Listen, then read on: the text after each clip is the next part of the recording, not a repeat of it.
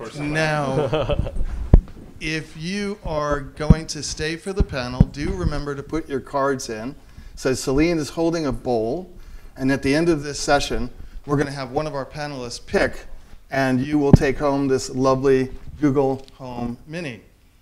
We are also doing a session tomorrow on voice, so do come to that one. We'll be giving away, you guessed it, another Google Home Mini.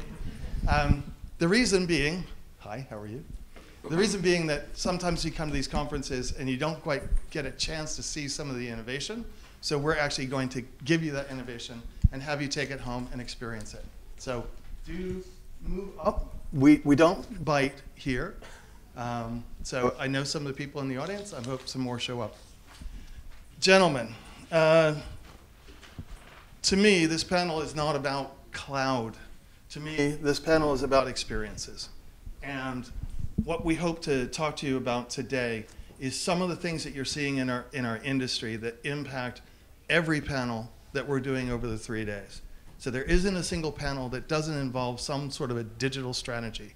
So starting off with the idea of what the World Cup that just happened meant to your teams, what the upcoming Rugby World Cup, Cricket World Cup, and Japan 2020 mean to your teams, and how is it going to change the very nature of how we have these experiences. And I'll start with you, Alex. What's your perspective? Why is it important? And what will the next 2 years actually do?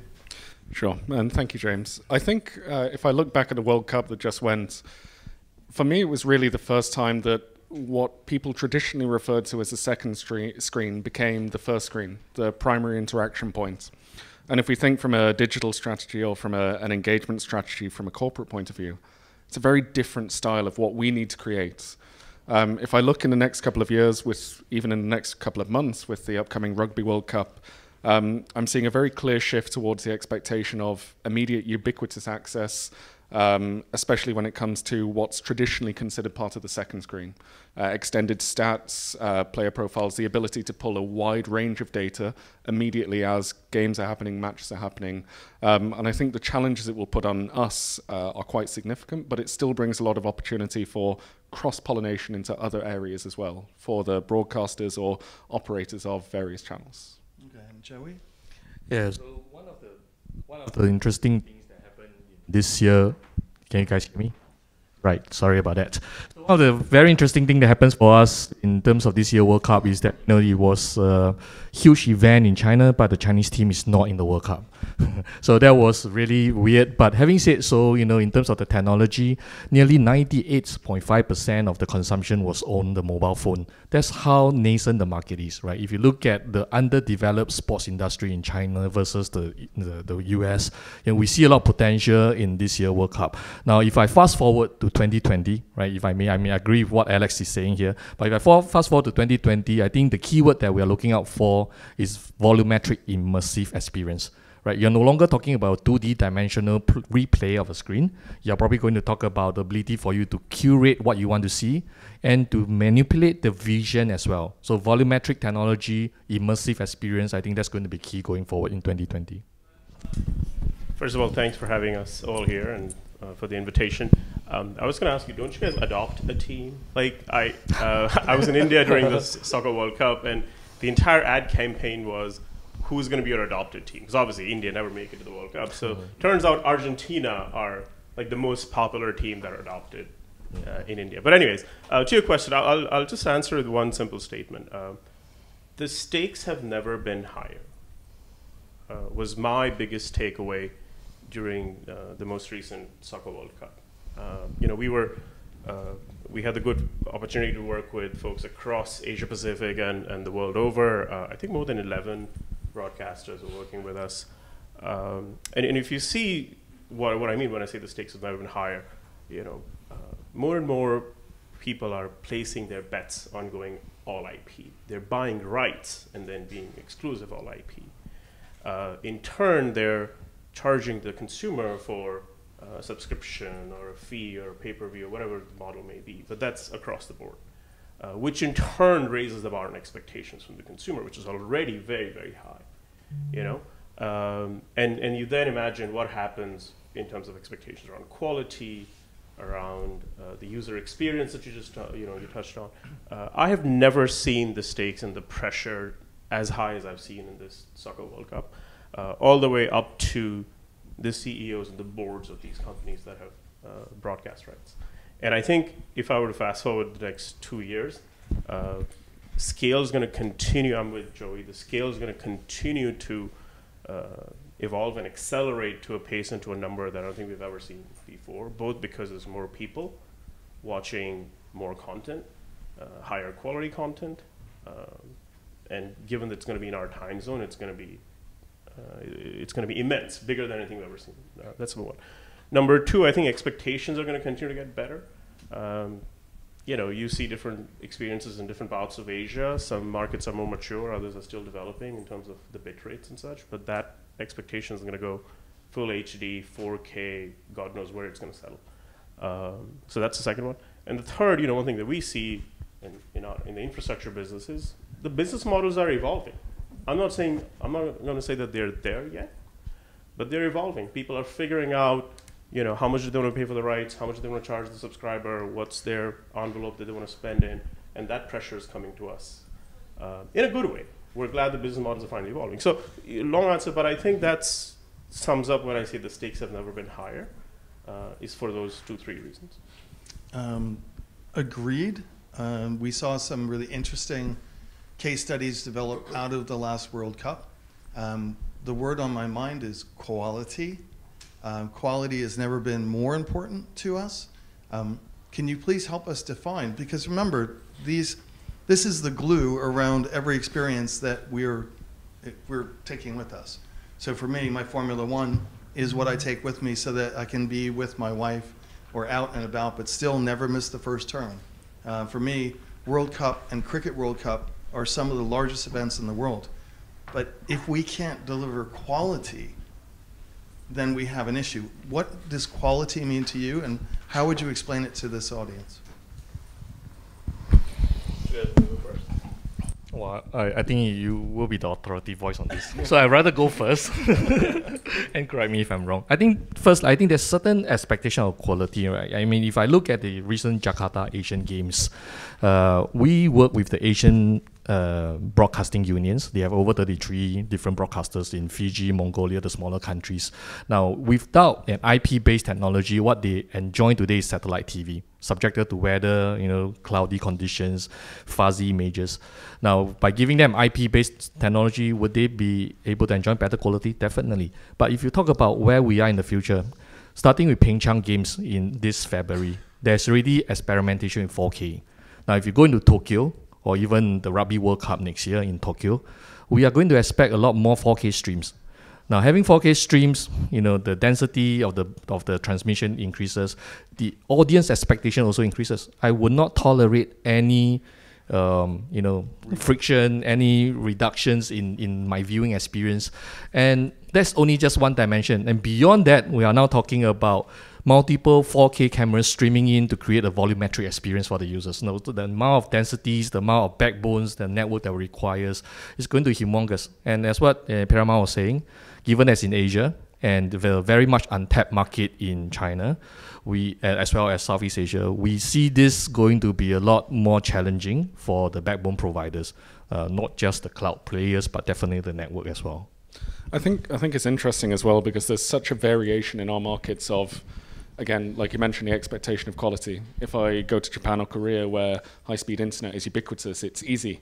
But if I look in many of the emerging markets that I'm focusing on, there's still an expectation of quality, but often people are prepared to sacrifice bitrate, straight video quality for ease of access, immediacy of access, liveness. And I think it's not just as simple as, hey, I want to make sure I've got a 4K stream. Like you were saying, it's the full picture of that. The full experience that actually people are pushing for. I think the cricket's a good example as well, where there's the two-tier model of premium viewer versus free-to-air viewer and the delays and other pieces. I think we are going to be pushed a lot on when we're working with operators in order to accommodate that kind of model, but keep the quality high. Yeah. So to answer your question, how do we interpret the word quality, or how do we define it and then use it to drive our strategy. So first and foremost, the three things that drive us, at least in the media business, are quality, being able to deliver at broadcast level scale. So broadcast level quality at broadcast level scale. And then obviously at economics that makes sense. So the trifecta go together. To come to your question, so quality, first of all, obviously it's the generally understood notion of bit rates, right? The higher the bit rate, the better the viewing experience, if you will, of the picture or whatever it is. I'll give you an interesting story, and I agree completely that there's such a variance on how the user interprets or user acceptance of quality is. In India during the cricket, we were talking about,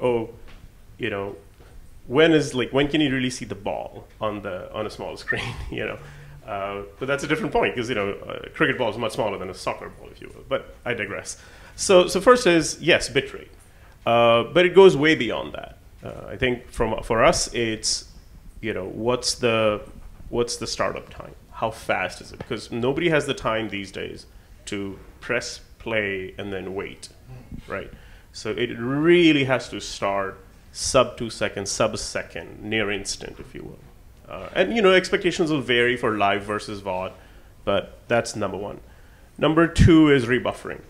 That dreaded circle, people hate it. We hate it. It is the single biggest cause of me losing sleep at times. And we work tirelessly to solve for things like that. Next is completions, and I could go on, but essentially those are the few things that define. Then it goes on to sort of the overall experience, which is things like DVR, things like making experience more social, things like engaging a gaming experience with it to make the experience more engaging, if you will. But those are all peripheral things, but just strictly from a delivery streaming standpoint, it's the first 3 points that I made. And yeah, I mean, those are some real challenges to solve depending upon the network terrain, if you will, conditions, backbone, devices, which make it so complex in an emerging market like Asia, where you have so many different kinds of devices, OSs, network types, network conditions, congestion, load, what have you, variety of different things. But that's also what makes it fun. And I completely agree that, as we fast forward to the next few events you just talked about, the scale is going to be bigger than anything that we've ever seen before. And the quality is going to continue to get better as expectations keep rising. So that's sort of how we interpret it, and those are the goalposts that we're setting for ourselves. Okay. Mm-hmm. We touched on scale. We touched on sort of delivery and quality. I want to talk a little bit about some of the innovations and some of the services. So a lot of times we think of cloud as somewhere we would park something. We think of cloud maybe as a partner in delivery. What's really happening now is that cloud's enabling us to overlay services. So Alex, you talked about services like intrinsic and extrinsic targeting. So tell me a little bit about this. It sounds interesting, but how's it going to change the experience for you? Sure. I think it's been interesting if we look over the last 5 to 10 years with the advent of people saying big data like it's a buzzword that they can't get enough of. But if we look practically, users still typically don't want to give a large amount of data when they just want to watch TV. They come from a behavior of, I have a set-top box, I'm comfortable with this. But ultimately, advertisers and content producers still want to be able to target, they want to be able to customize, build a demographic and a profile. But through something like a web-based player or a mobile-based player, even looking at the individual behavior of a consumer, you can start to derive pointers that give an impression.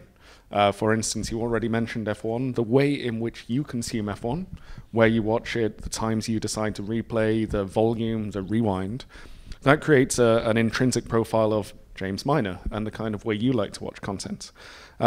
Doing this yourself, just building this with a traditional platform would be incredibly difficult because of the scale of data you'd have to be sampling.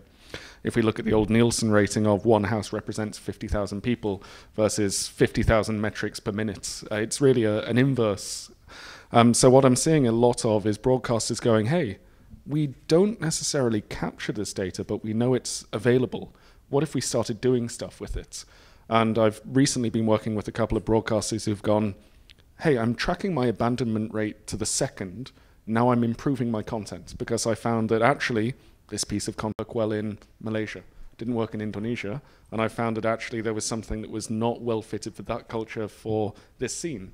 So it's been interesting to watch the way that what used to be a pure business metric is now feeding into content, into selections, into recommendations in a lot more individualized and personalized way, all the way from a market down to the individual person as well. So that kind of an innovation, Joey, you had also talked about it, that we're not moving fast enough, that the business models aren't evolving fast enough to keep up with what you are seeing and services we can deliver. I think there's two parts to that, right? Based on what Alex just said, I think the challenges that most of the broadcasters face today is a unilateral business strategy. They look at the screens, they look at your cookies, they look at where you've been to, and when you abandon the video streams. Now, what about the rest of the experience? So, which is why if you look at some of the development in certain part of the world, we're talking about building a community. The moment you look at the video images of, say, someone kicking a ball, clicking on his shoes, I could now go online and buy it from Amazon, or in my case, buy it from Alibaba.com, right? So the whole integrated experience of me doing more than just watching a game, interacting with e-commerce, including posting on social media with my own selections or AI-selected images, that gave me the holistic experience, and it gave me much more data points I can work with. I would then know now, to the producers of this stream, where is the inflection point where users are getting more engaged. Besides just the two eyeball looking at the ball rolling around. So I think that's one aspect. I think the business model in those cases, people are beginning to realize how the right-holding broadcasters that we work with for the Olympics begin to realize that they need to look at more than just broadcasting. But having said so, to James' point, when I was talking about the challenges here, because it's in the internet world, and today, if you look at all the horse trading that's going on in the broadcasting world, people are still looking at geographical definition. If I buy the rights to a territory, this is what I'm broadcasting to. But that itself is fundamentally flawed in the internet world.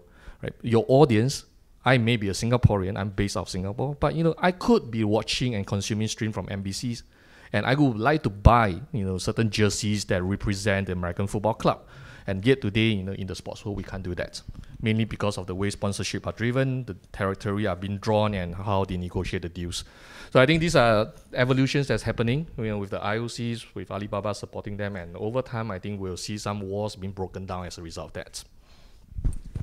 First, I'm glad you asked the question. I'll tell you a story. I was recently speaking with a journalist from the Boston Globe. This is in context of the IPL, and they said, "Oh, Akamai, we know what you do, so it's okay. Let's talk more about something else." And I was thinking to myself, "What the hell?"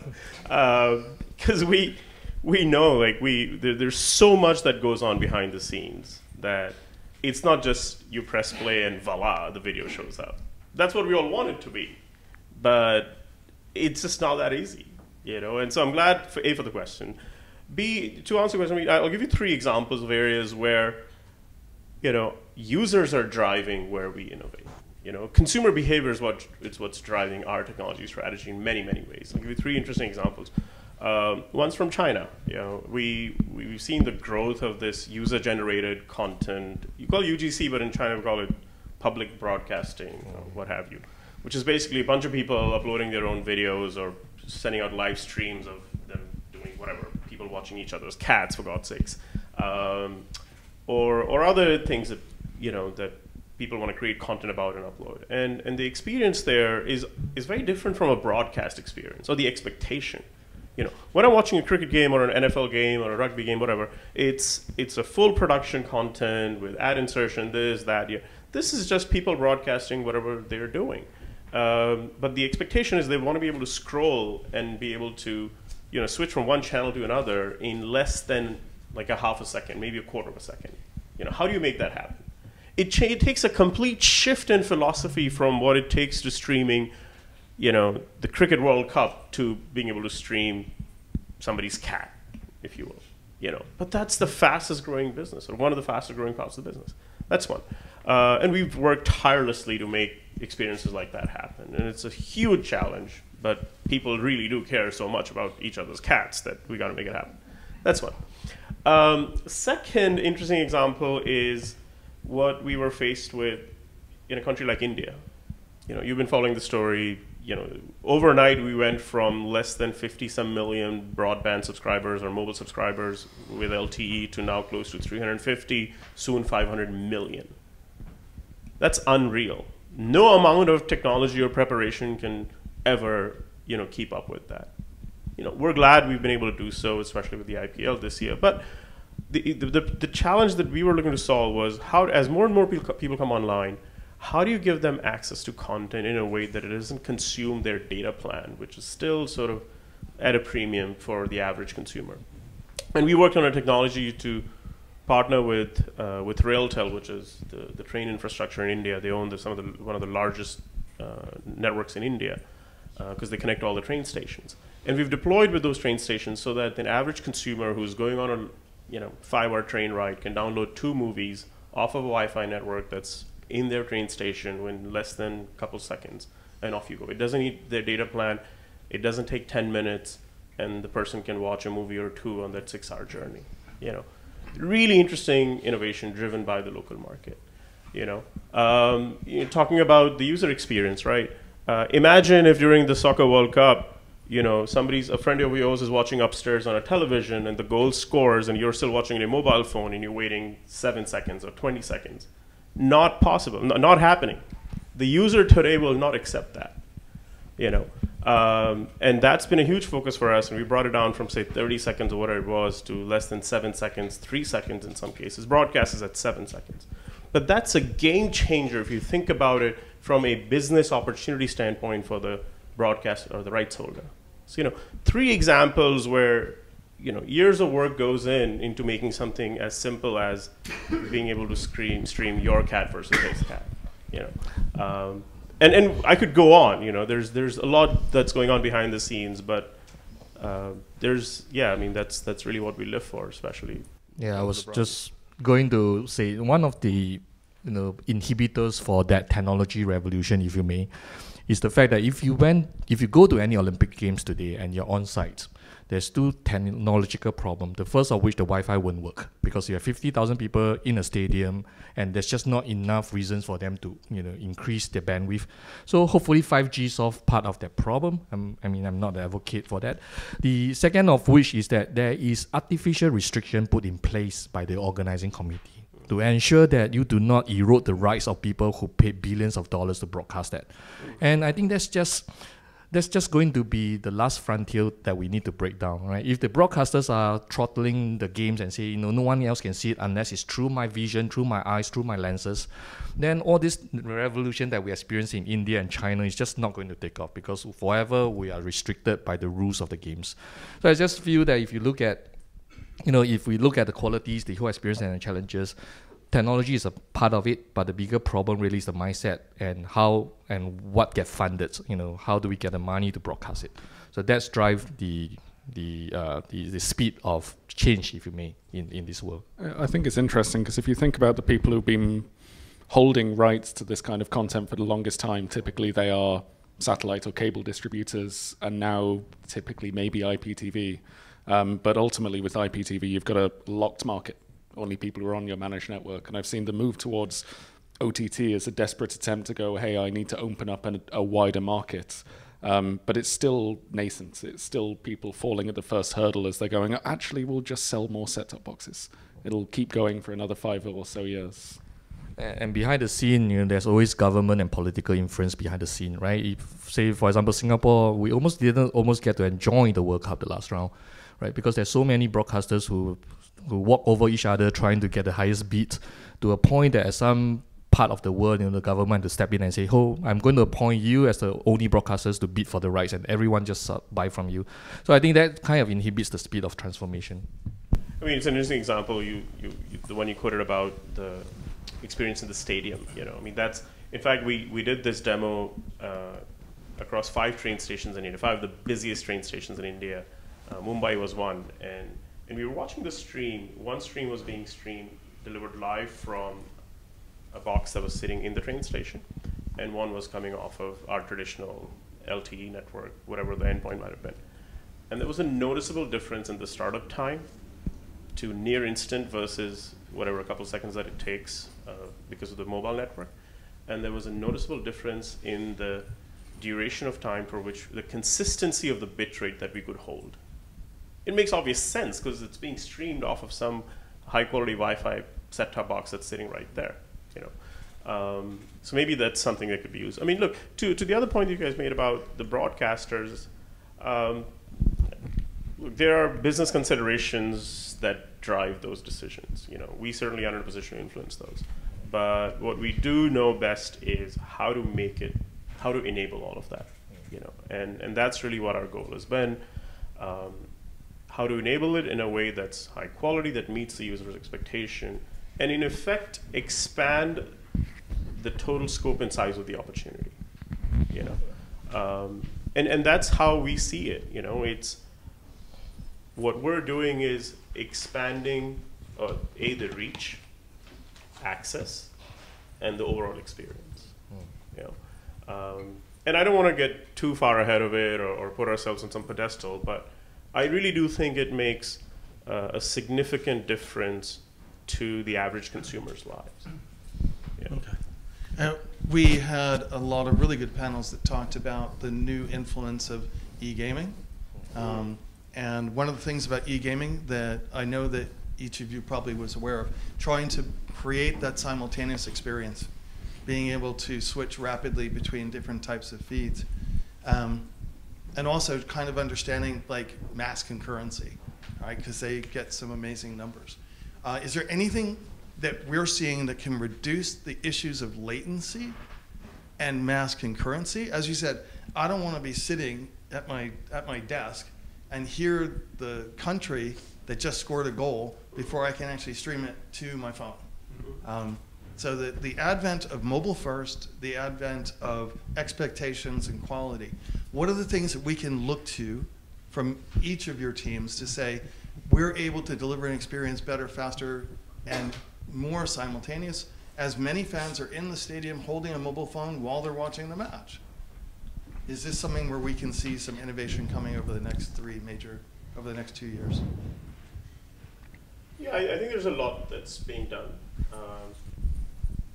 But you touched on a few different things. So, because we started with sort of the esports phenomenon, and then we talked about scale. But let's just start with the scale problem. I think this is public knowledge that during the IPL final game, we hit a peak of 10.3 million viewers per second. 10.3 million concurrent viewers per second. For the duration? Yes. Awesome. No, not for the entire game, obviously. But that was your high? That was the peak that we hit. It was, in fact, we hit that peak, I guess, in this last over, the second last ball, or what it was.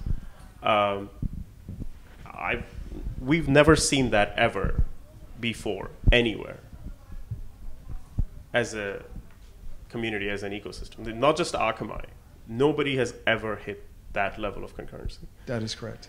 And so, and we didn't know we were going to get there when we started the tournament. But what we did realize was, you know, this whole problem of 0 to 1 and 1 to n. I think we figured out how to get to that level of scale. You know, if you look at history and you fast forward, it probably will double in the next year or so, or whatever is standard. And from our point of view, you know, we're constantly trying to figure out how do we work with our network partners to make sure we have the right infrastructure. How do we optimize our servers to make sure we can handle more concurrency? How do we optimize our software to make sure we can, again, manage that many sessions at the same time without sacrificing quality? How do we work with the backhaul providers, especially in the mobile environment, given that 95% of the viewers are coming on mobile phones? So you got to look at the entire sort of workflow end to end. That's one. Second, you made a point about latency. So I think that's something we've solved for already. We're sub 7 seconds, get to 3 seconds, which is pretty good. Beyond that, you know, you got to work through writes and add insertion and what have you. So that adds some latency, which is fine. I think people accept that, as long as you match broadcast. But there's a lot that's been done, you know, all the way to make sure you ingest much faster, you're pumping the bits much faster across the network over a protocol like UDP, perhaps. optimizing in the last mile. I don't want to get too arcane, but there's so much that can be done, and that is being done to cut down latency and bring it to that ideal optimal number that users find acceptable. So there's a combination of things, you know, between, we start with scale, and then you match that with the shrinking of latency. I think you can find a way to solve that problem that you just talked about in the esports environment. Okay. Yeah, innovation in protocol is one of the solutions that leads us to a lower latency. More Absolutely. forgiving. Yeah, so there's some interesting technology that's evolving around changing the very protocol of delivery. And when you can really optimize it, there are moments when the cloud delivers faster than broadcasting.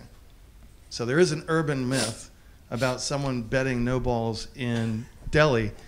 True story. Really? Our streaming was actually 2 seconds faster than broadcast, and someone was sitting on their phone placing bets on the cricket match live because he had his phone and he was able to watch it ahead of the broadcast. But don't worry, because as soon as Akamai found out our concurrency numbers, they throttled us down because we were burning up too much of the capacity. But yeah, it is, that 10.3 is 20% bigger than the last milestone, which is probably about 80% bigger than the first time we did it. So that's an amazing milestone. And you raise an interesting point about the betting and cheating. This is something that esports has really started to pick up on in the last 2 or 3 years with games like Dota and League of Legends introducing a mandatory 5-minute delay, because the latency on their streaming is usually within 1 to 2 seconds. So they were getting a lot of issues with people doing betting against the stadium and effectively causing massive compliance issues. So now they've introduced mandatory 5-minute delays because of exactly that. Wow. On the streaming. Awesome. Yeah, a lot of people do that. Okay. I'm going to remind everyone, Celine? All right, can we just walk that up and down? Throw your cards in. We can take a question or two from the audience if you want to. Why don't we just do final points? Yes, please. When we think about, and I'm just going to talk while people put cards in the bowls. So it's okay. Passion points. Why don't I give you each the mic, rather than me asking something that's going to matter. And this is me delaying while we actually have ruckus out in the crowd, which is just fine. Okay. So, Parimal, can you give us an idea to wrap us up? And then we'll go to each one of you. Just final thoughts. Do I get one of those Google devices? If you put your card in. Oh, damn it. I'll give you a Cortana device if you like. Oh, really? Please don't say no. I'm glad the competitive juices started flowing. Yeah, my address, please have it shipped. What did you say? What closing thought, passion point? Yeah, passion points. Like next market that excites you, next innovation milestone. Asia excites me. You know, it's an incredible part of the world. It's an incredible world in of itself. You know, I think, and I say this to folks internally at Akamai. I say this to folks that I speak with. We're also lucky to be where we are, to be in the industry we're in, to be working with the folks that we work with and doing the kinds of things that we're doing. Because, what is it, half, 2/3 of humanity lives in Asia.